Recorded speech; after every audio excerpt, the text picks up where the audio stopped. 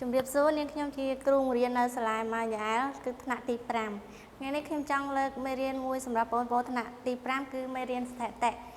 ស្ថិតិមានន័យថាការប្រមូលផ្ដុំឬការដកស្រង់ទិន្នន័យអ្វីមួយឲ្យបានច្បាស់លាស់អញ្ចឹងថ្ងៃនេះយើងនឹងសិក្សាអំពីស្ថិតិសិស្សនៅក្នុងសាលារៀនមួយអញ្ចឹងខ្ញុំសូមគូតារាងនៅស្ថិតិសិស្សនៅសាលារៀនមួយសិនអញ្ចឹងយើងមានតារាងថ្នាក់ហើយនឹងចំនួនសិស្ស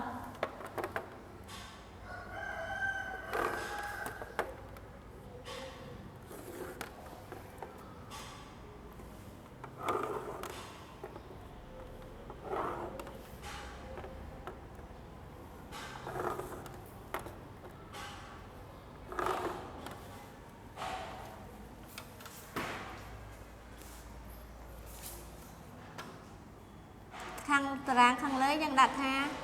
ថ្នាក់តារាងខាងក្រោមយើងដាក់ថាចំនួនសិស្ស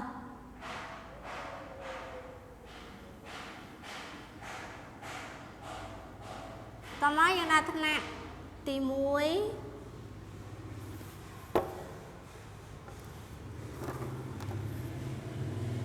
ទី2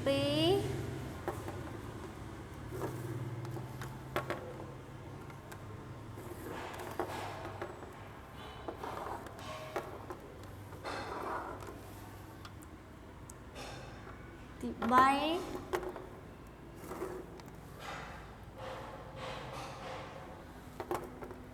ទី4ដល់ទី5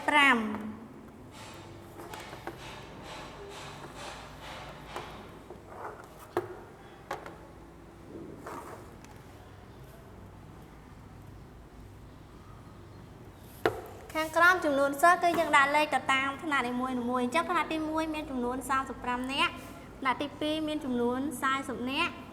ថ្នាក់ទី3មានចំនួន45នាក់ទី4មានចំនួន50នាក់និងថ្នាក់ទី5មានចំនួន55នាក់ចាអញ្ចឹងបន្ទាប់មកយើងសង់ក្រាបស្ថិតិតាមរយៈសំណង់ក្រាបសសរអញ្ចឹងដើម្បីសង់ក្រាបសសរបានតើតើយើងមាន4ជំហានទី1គឺយើងត្រូវគូសបន្ទាត់ដេកតាំងកម្រិតថ្នាក់ជំហានទី2គឺយើងគូសបន្ទាត់ឈរតាំងចំនួនសិស្សហើយនឹងជំហានទី3យើងគូសកម្ពស់សសរតាំងចំនួនសិស្សតាមទិន្នន័យរបស់ថ្នាក់នីមួយៗហើយនៅជំហានចុងក្រោយគឺយើងដាក់ចំណងជើងក្រាបសសរចាអញ្ចឹងពេលនេះខ្ញុំនឹងគូសក្រាបសសរតាំងចំនួនថ្នាក់ហើយនឹងសិស្សអញ្ចឹងទី1យើងគូសបន្ទាត់ដេកតាំងកម្រិតថ្នាក់អញ្ចឹងបន្ទាត់ដេក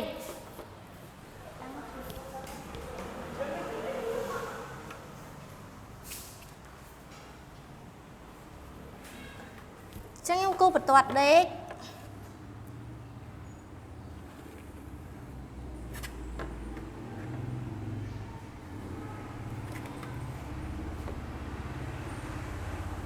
វាចឹង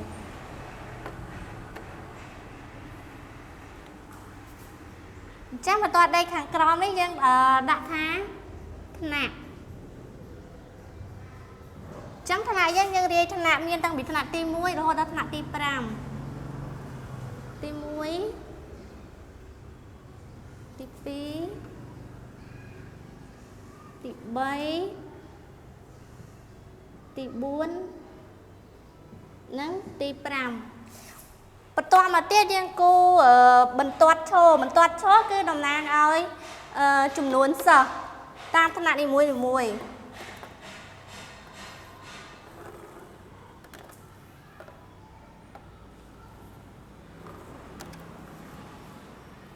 ខាងលើបន្ទាត់ឈរយើងដាក់ឈ្មោះថាចំនួនសិស្ស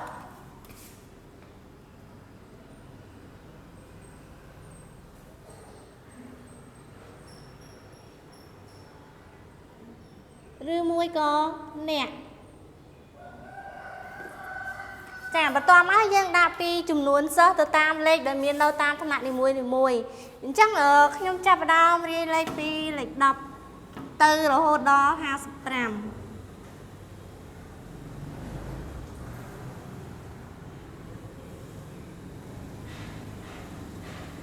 ហើយ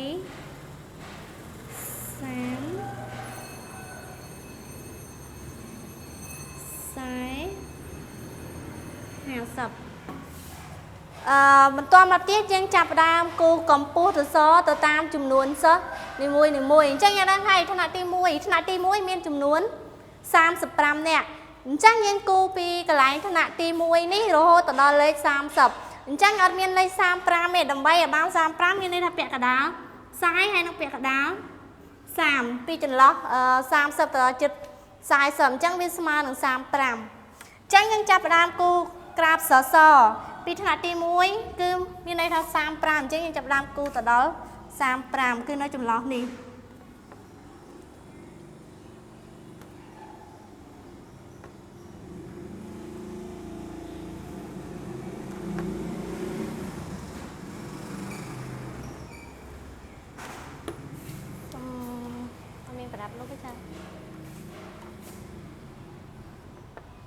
យើងគូឲ្យស្មើកន្លែងយើងចុចតោះមកយើងដាក់លេខ35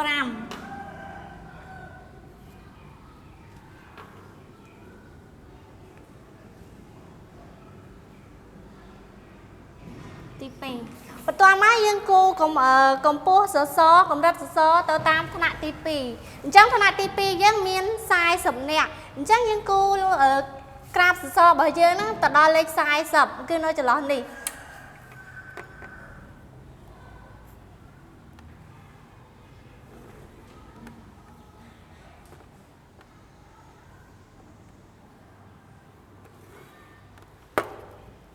នេះនៅចន្លោះហើយយើងចុចនេះអញ្ចឹងយើងគូវាឲ្យស្មើឡើងហ្នឹងមក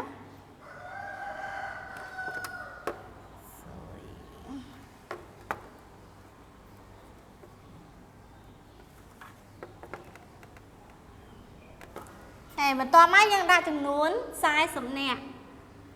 40ហើយបន្ទាប់មកទៀតគឺយើង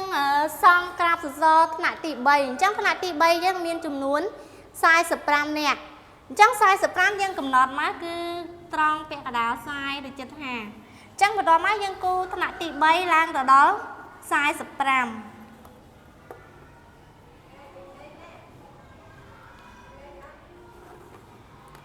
ចឹងយើងវាស់ហងធ្វើដើម្បីឲ្យវាស្មើ45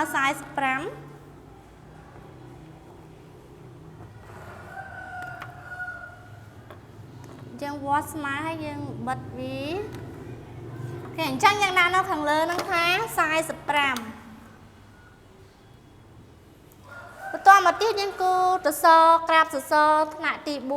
អញ្ចឹងថ្នាក់ទី4យើងមានចំនួន50នាក់អញ្ចឹងយើងគូក្រាបសសរយើងឡើងទៅដល់លេខ50អ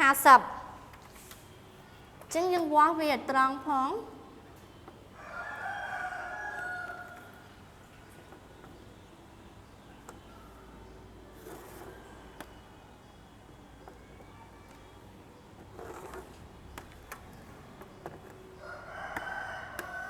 យើងដាក់នៅខាងលើថា50ហើយថ្នាក់ចុងក្រោយគឺថ្នាក់ទី5អញ្ចឹងយើងឃើញថ្នាក់ទី5យើងមានចំនួនសិស្ស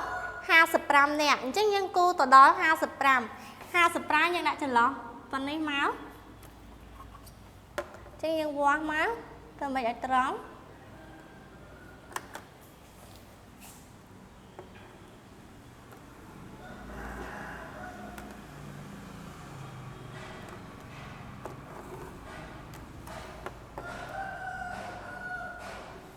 តោះមកយើងដាក់លេខ55ចុងក្រោយគឺយើងដាក់ឈ្មោះឲ្យក្រាបសសររបស់យើងអញ្ចឹងក្រាបសសរយើងមានឈ្មោះថាក្រាបតាមចំនួនសិស្ស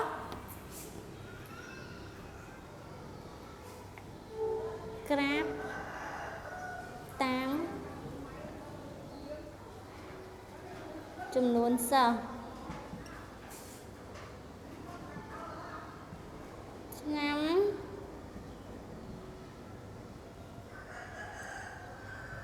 2016ទៅដល់2017